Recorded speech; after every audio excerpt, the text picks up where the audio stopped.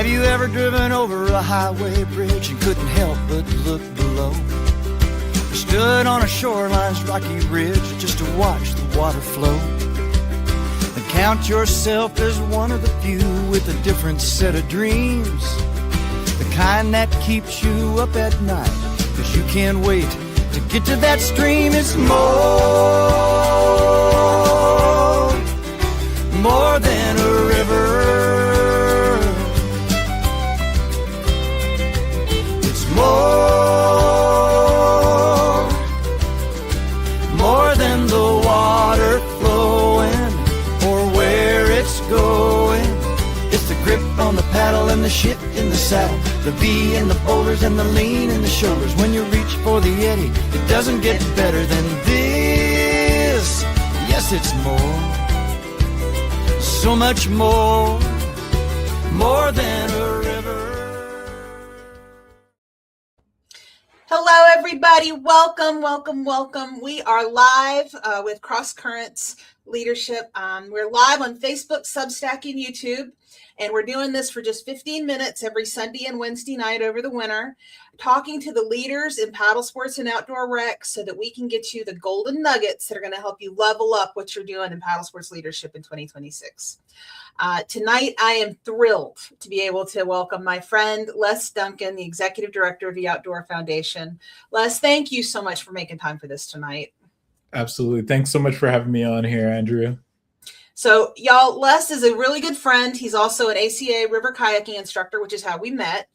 Yep. But he's also just one of the most powerful national advocates for inclusion and what we're doing to welcome newcomers into our sport nationwide. And I would love partnering with him any chance I get, because he's plugged in and he knows what's going on. So let's get some of those golden nuggets for you guys. Les, let's start by giving people some context. Tell us a little bit about the Outdoor Foundation. Yeah, absolutely. Andrea, again, thank you so much for having me on, and really excited to talk with your audience and hopefully drop a few nuggets, as you said, and hopefully we'll generate more conversation after the webinar, and I'm happy to connect with folks. As Andrea mentioned, I'm the executive director of the Outdoor Foundation. The Outdoor Foundation is the philanthropic arm of the Outdoor Industry Association and the outdoor industry, really working to expand equitable access to outdoor recreational opportunities and expand outdoor participation, especially in communities that historically have been excluded from outdoor recreation. So we do that work through two primary things that I'll talk about tonight. One is through community investment, through multi-year grants that we provide to communities across the country that are working to break down barriers to access. And then the other is through research, through our Outdoor Participation Trends report that we publish each year over the past 18 years in collaboration with the Outdoor Industry Association. So happy to talk a little bit about some of the data there as well. Yeah, no, Les, thank you. You know, Kelly Davis, the director of research, was on with us just the last week. She's our rock star. She is a superstar. Can you give us just a few of the highlights for paddle sports specifically that came out of that data this year? Yeah, absolutely. And very much encourage folks to check out the full report. Go to outdoorindustry.org to check out the report there. But a few nuggets from the report. So overall, we saw that outdoor recreation has grown and has grown tremendously, as you can imagine, especially over the past 5 years since the pandemic. A lot more folks are finding respite, solace, healing, joy, community in the outdoors in really powerful and transformative ways, and are getting outdoors in many cases for the first time. In paddle sports in particular, in 2024, nearly 30 million Americans participated in at least one paddle sport across all disciplines, including recreational kayaking, sea kayaking, touring kayaking, whitewater, stand-up paddleboarding, and canoeing. We saw across, if it's a competition between disciplines, we saw that stand-up paddleboarding actually had the highest growth rate across paddle sport disciplines at about 4.4% on average over the last 5 years.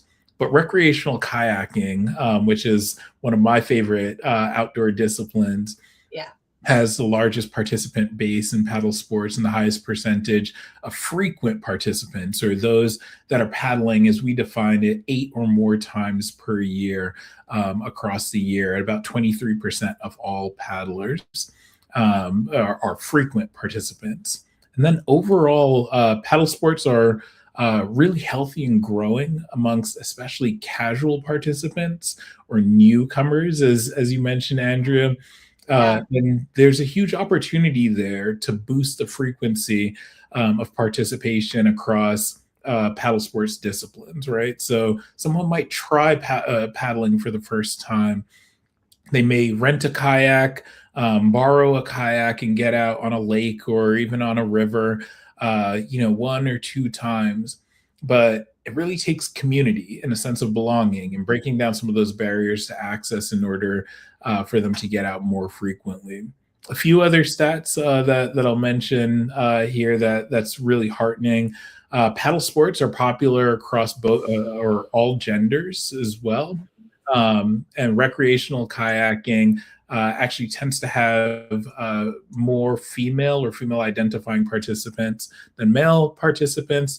Whitewater, as you might imagine, tends to have more male participants. And then diversity or racial diversity has driven growth in the outdoor participation base in paddle sports. But there's still room for growth. And if I could show you the chart right now, as you might imagine, as we look across races, there were over 12 million white people who paddled last year, and comparatively 1.4 million Hispanic people that paddled last year. 679,000 Black people paddled, 622,000 Asians, and 219,000 other races. So there's still a pretty significant racial disparity that exists, but we're heartened by the growth that we're seeing and the diversity that we're seeing in newcomers to the paddle sports. Absolutely. Well, I mean, all newcomers welcome. It's a phenomenal sport. To your point, it's community, it's healing, it's exercise. We welcome everybody to come take advantage of all of that in their life. Absolutely. So now I know that you do a lot of work, and you talked about removing barriers to access, and barriers can take a lot of forms. Let's talk about some of that.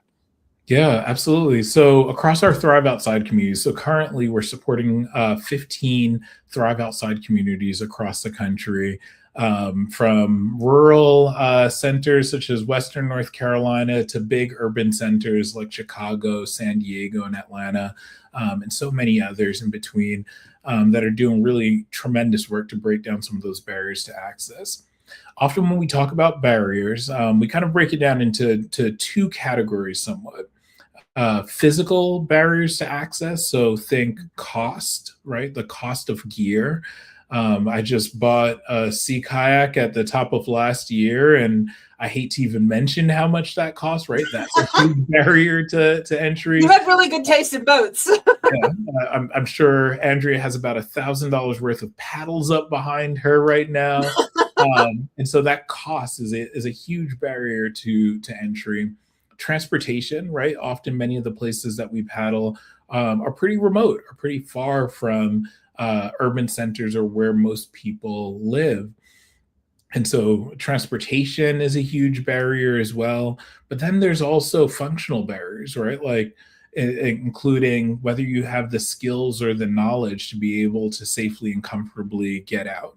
Or in an outdoor activity like paddling, that often requires a friend or a buddy, or as ACA instructors, we encourage never paddling alone, right? Having community that gets out paddling with you could also be a barrier for many people that are paddling for the first time and that don't necessarily have friends or community that's getting out. And then the last barrier that I'll speak to, and there's so many others, is really around safety. And when I talk about safety, I talk about it from a couple of different angles, right? Of course, there's safety from the standpoint of you don't want to step in poison ivy when you're pulling your kayak out of the water.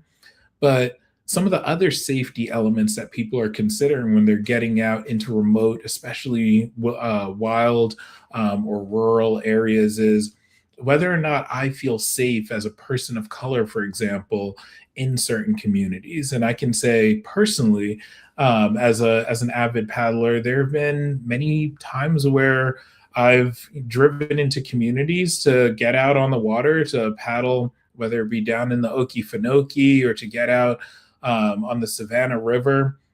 There have been many communities where I didn't feel safe, whether it be because of flags that were flying that told me whether or not I belonged in those spaces, or implicit or explicit statements about who belongs in those areas. And so when we think about designing for inclusion, which we'll talk a little bit about, really stepping into the customer, the consumer, the outdoor enthusiast shoes to make sure that you're understanding what that experience might look like from their perspective. So that's much of the work that many of our Thrive Outside communities and networks of organizations are doing to address some of the barriers to access. So, let's dig into designing for inclusion a little bit more, because and in particular how Thrive Outside is doing this, how folks can connect with Thrive Outside. I know you and I have done a tremendous amount of work locally with West Atlanta Watershed Alliance, known locally as WAWA, with great affection. Yep. And have done a lot of work really making sure we're bringing mentorship and resources to emerging paddle sports leaders that for adaptive, for paddlers of color, for lots of different communities, and making sure that folks have representation and someone who is a nationally certified instructor that has first person experience of where they're coming from. But what are some other ways? I mean, talk to me about some other things that y'all are doing in Thrive Outside. Yeah, through Thrive Outside, or even just some of the conversations that I've had with leaders across outdoor recreation, leaders of large and small nonprofit organizations, land management agencies, conservation and environmental organizations. There's 4 kind of key things that I really encourage folks to do when they're thinking about designing for inclusion. The first is really starting with community, not starting with programs, right? So if you think about your organization and the offerings that you have, and if your effort to inclusion is bringing people into that, not changing any elements of your programming, but just recruiting more diverse people into that, you're not really designing for inclusion. You want to really design with communities, not for them. You want to engage youth, families, and local partners, such as partners across our Thrive Outside networks, early on to co-create programs that reflect their lived experience, their cultural identity, their language, and really dive in to understand what the barriers are to their participation. The second is removing structural barriers, right? And intentionally. So you want to address gaps proactively. You want to think proactively about some of the gaps that I mentioned and other gaps that might come up with the particular communities that you're working with, right? Whether it's proximity to nature or to those outdoor spaces, transportation, cost of gear, safety concerns, culturally relevant, mentorship. Do you have a diverse or representative staff or team that is working with that community as well is really important. Assessing what the knowledge and skill level is and really meeting people where they are. Inclusion in that, from that standpoint, is really not just marketing, it's operational design. Third, build belonging into the experience. Representation really matters. And so the ensuring that you have a representative staff, and that you have a staff that's really trained in cultural relevancy, that you have diverse leadership and instructors, and that you're creating spaces where participants see themselves, their values, their way of being in those outdoor spaces reflected in those spaces. And so that might look like, adapting and changing the type of music that you have out on programs, or the type of food, or the structure, the way that your program flows, to be really reflective of the community that you're seeking to engage. And then lastly, we have to measure what matters, right? Measuring participation, measuring who is, not only the demographics of your staff, but the demographics of your participants, tracking who's participating, who's returning, who's stepping up into leadership, who's helping to shape decisions. That will really help bring intention to your design, and really hold you and your organization accountable for expanding access and participation. Well, I knew this was going to fly by, and it has. Thank you so much for all of these insights. Guys, look in the show notes. I have linked an article that Les wrote for Paddling Business Magazine about diversity in paddle sports. That's linked in there, so you can get more of Les's great insights. I've also linked the information about the Thrive Outside communities all over the country. And I included, with Les's permission, his personal email address if you want to reach out and connect with those Thrive Outside initiatives in your area. So thank you so much, Les. Guys, our next live conversation is Sunday night. We're going to continue some of this conversation. We're going to be talking to Simone Adams from Color My Outdoors. We're going to talk about some of the ways that she's building design for inclusion into some of her programming, and more tips and tricks for how you can bring some of that thinking into your organization and your programming. And she's got some resources that they've pulled together to help you. So you know how I love sharing the resources. And I want to thank everybody who has signed up to follow our Cross Currents leadership on all channels. Some of you have figured out the hack, the secret trick. If you sign up on Substack, you get the email updates. And thanks especially to those who have upgraded your free subscription to give us support to our work here at Cross Currents Leadership. It means the world to me, and it helps keep me caffeinated, which is much needed. So thank you to everybody who's supporting what we're doing here. And I will see you guys Sunday. Thank you, Les. Thank you, Andrea. Take care, everyone.